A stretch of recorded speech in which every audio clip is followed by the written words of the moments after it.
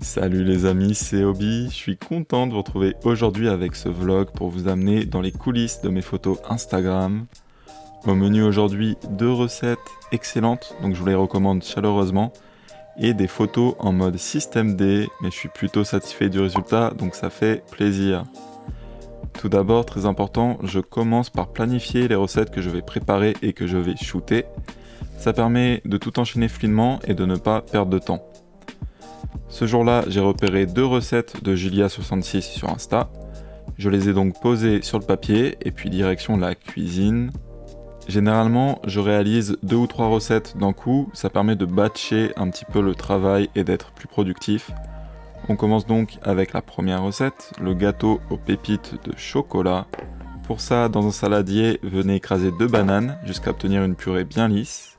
Vous voulez vraiment obtenir une purée avec le moins de morceaux possible, ça sera meilleur au goût et à la texture. Puis ajoutez 200 g de compote de pommes.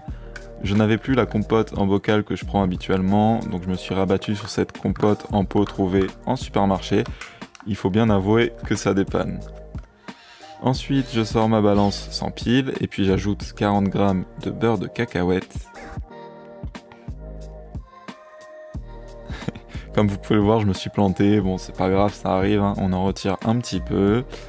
Puis voilà, 42 g, je vais me satisfaire de ça pour aujourd'hui. Si vous ne savez pas où prendre votre beurre de cacahuète, je vous recommande celui-ci de chez Prozis.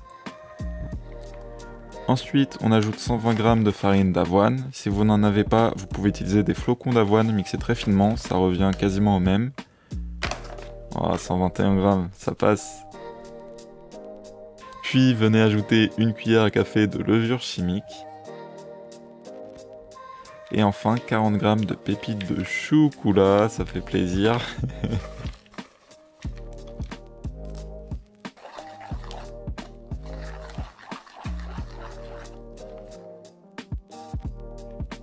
Après avoir bien mélangé, on verse la préparation dans un moule de 20 cm sur 20 cm, bien chemisé de papier sulfurisé. On ajoute encore quelques pépites de chocolat par-dessus, puis ça part au four à 180 degrés Celsius. Alors laissez-le préchauffer quand même avant d'enfourner votre gâteau. Ça vous laisse le temps de laver votre cuillère de peanut butter ou de réfléchir au sens de la vie avec votre chat. Oh oui, t'es mignonne Bella. Une fois que votre four est chaud, ça y est, vous pouvez enfourner votre gâteau. Bon voyage! Au bout de 25 minutes... Oh, pardon, ça m'arrive à chaque fois. Donc je disais, au bout de 25 minutes, on vérifie la cuisson à l'aide de la lame d'un couteau. Alors, vu que c'est une recette assez humide, c'est normal que la lame ne ressorte pas impeccable, mais comme elle ressort sans pâte crue, c'est que c'est bon. On peut donc sortir notre gâteau et le laisser refroidir.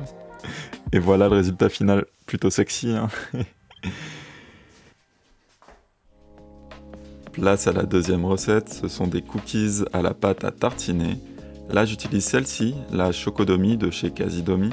C'est une pâte à tartiner bio et moins sucrée que les pâtes à tartiner habituelles, elle est excellente. Vous en mettez donc 100 g dans un saladier, puis vous ajoutez un œuf. Ensuite, on vient ajouter 30 g de sucre. Perso, j'utilise du sucre de coco.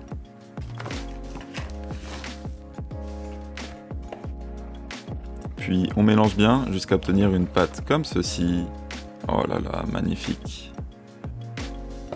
On ajoute ensuite 130 g de farine de blé. Vous pouvez utiliser de la farine de blé blanche classique ou de la farine semi-complète, les deux marcheront très bien. Puis une poignée de pépites de chocolat. Ensuite, on mélange le tout ensemble. On commence à la cuillère, puis dès que vous obtenez une pâte un peu sèche comme ça y est, c'est l'heure d'y aller avec les mains.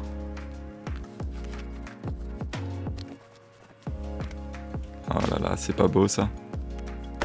Sur une plaque de cuisson recouverte de papier sulfurisé, on vient former nos cookies. Alors pour ça, on fait des boules qu'on aligne sur la plaque, puis on vient les aplatir à la main. Cette recette vous donnera environ 6 cookies. Ensuite, on ajoute quelques pépites de chocolat par-dessus et normalement de la fleur de sel. Alors je n'en avais pas, du coup j'ai utilisé du sel rose de l'Himalaya et ça a super bien marché. Puis je viens appuyer légèrement sur le tout à l'aide du dos d'une cuillère pour bien fixer l'ensemble des éléments et ça part au four, toujours préchauffé à 180 degrés Celsius pour 12 minutes de cuisson.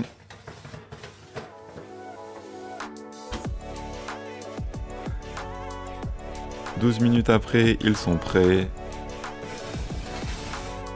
Ah, les beaux gosses. Puis vous les laissez refroidir tranquillement avant de les déguster.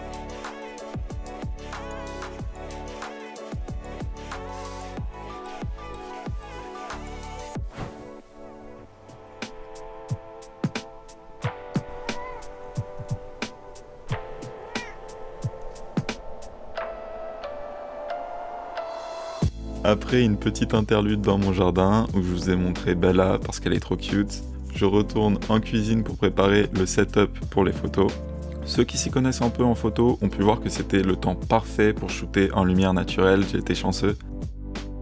Je commence donc par placer mon sujet, puis pour l'éclairage, comme vous pouvez le voir, c'est système D, j'utilise des panneaux en mousse en tant que réflecteur et je les fais tenir avec ce que j'ai sous la main. Donc là, c'est un flacon de gel hydroalcoolique et une boîte de mouchoirs. Mais bon, au final ça marche, l'exposition me convient et j'arrive à prendre des photos dont je suis plutôt content pour vraiment pas cher, donc ça c'est cool. Ensuite, je vais jouer avec différentes choses, la lumière, la composition, l'angle, etc. jusqu'à obtenir pas mal de matière pour travailler derrière en post-prod. Pour ceux que ça intéresse, je shoot en RAW, puis je retouche ensuite avec Lightroom. Je vais pas rentrer trop sur le plan technique dans cette vidéo, mais si vous voulez en savoir plus, écrivez-moi un petit commentaire et je vous ferai peut-être une vidéo plus détaillée sur le sujet. Du coup, la première recette est shootée, c'est donc l'heure de la goûter, et c'était franchement super bon. Et puis rebelote avec la deuxième recette, les cookies, donc je vais pas tout vous remontrer, je vous montre juste ça, voilà. En fait, je croque dedans et on dirait que je kiffe bien. Et si je fais ça à la base, c'est pas juste pour goûter, mais c'est aussi une technique qu'on utilise souvent en photographie culinaire et que j'apprécie vraiment. Ça vient donner de la vie à la photo et donner un peu une perspective différente, casser un peu la perfection. Personnellement, j'aime beaucoup le style que ça apporte.